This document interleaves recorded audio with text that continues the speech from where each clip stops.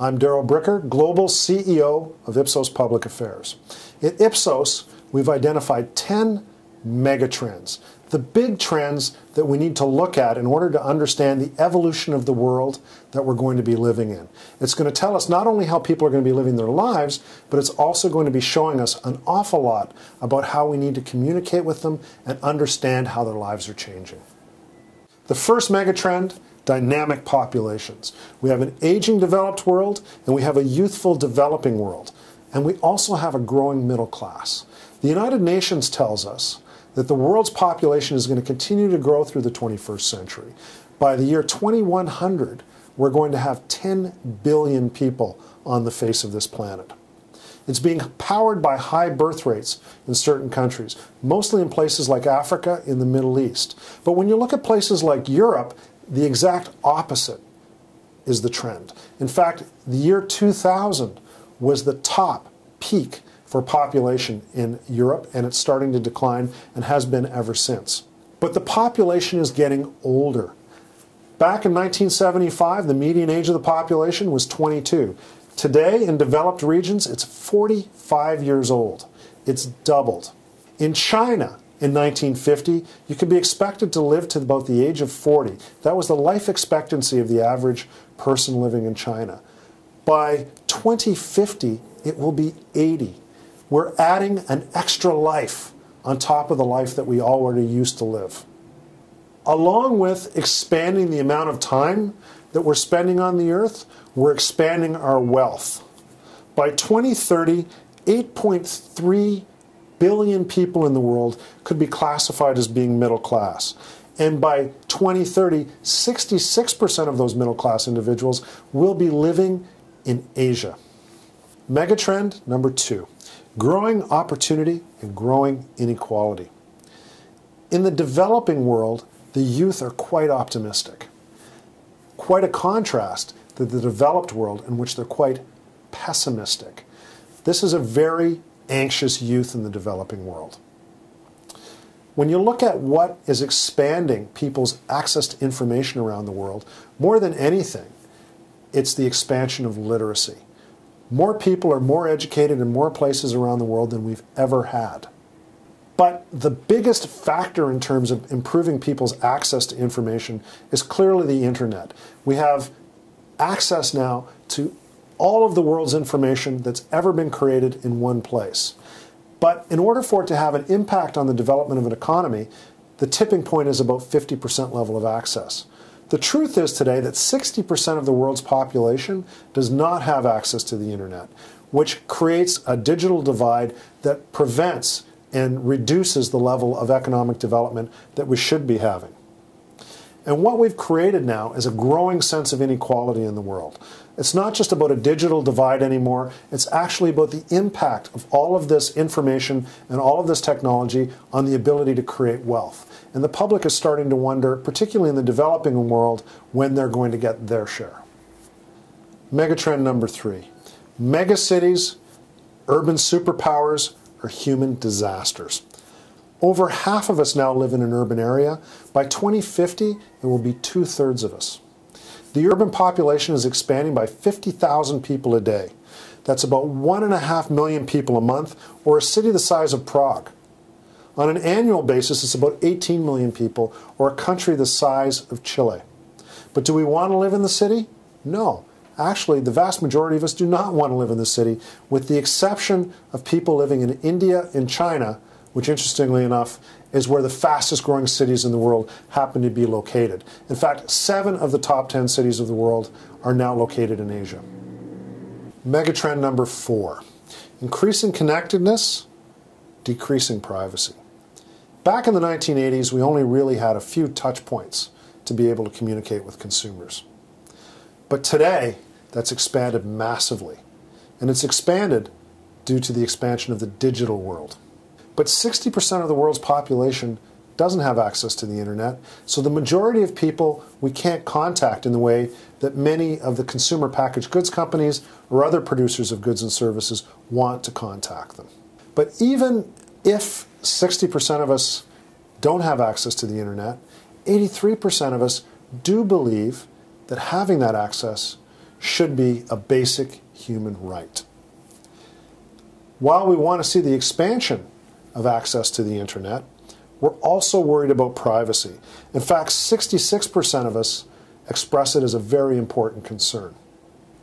What we're also seeing, though, is not only the digital environment providing us with more ways to contact consumers, particularly as the internet expands, we're creating concerns about privacy, but we're also potentially even changing the wiring of our brains. 78% of the population in China says that they regularly look at their screens through the day. So maybe we're becoming less capable of communicating among ourselves one-on-one, and we're now opening up to a much wider conversation through the internet. Unfortunately, though, not everyone is sharing in that conversation. Megatrend number 5, healthier and sicker. What we're doing a really good job of these days is keeping people on the face of the earth. Everywhere in the world, life expectancy is expanding, but there's still work to do. For example, access to adequate drinking water, access to adequate sanitary facilities, and also even access to primary health care. An increasing level of concern around the world, even in developed countries, about whether or not you can get adequate health care for you and your family. But even though we've got all of this going on, affluence and abundance is really starting to negatively affect our health. 1.9 billion people on the face of the earth today are overweight. 600 million of them are obese. Moving beyond the human situation, let's talk about our planet. One of the big issues that's really growing around the world in terms of public opinion is climate change. People do believe that man is negatively impacting the climate. They do believe that it's something that needs to be dealt with, and it is on the agenda for governments everywhere. Megatrend number 6, the rise of individual choice and the decline of the mass market. The number one global brand today is Apple.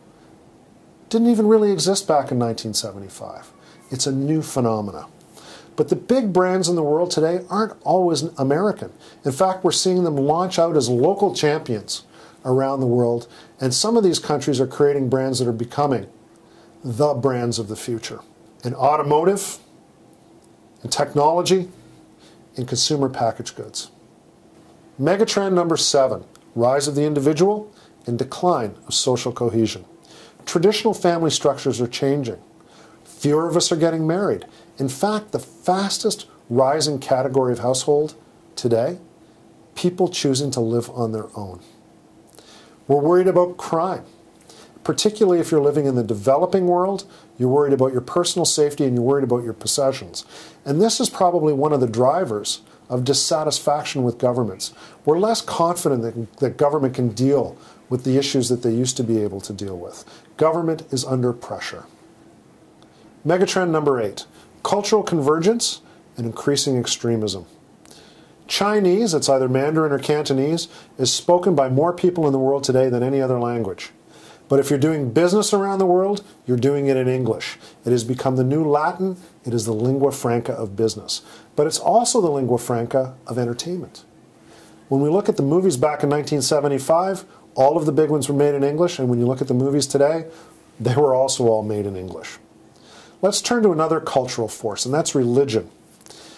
What we're seeing today is that 71% of the population says that they do believe in some form of religion, but it's starting to change.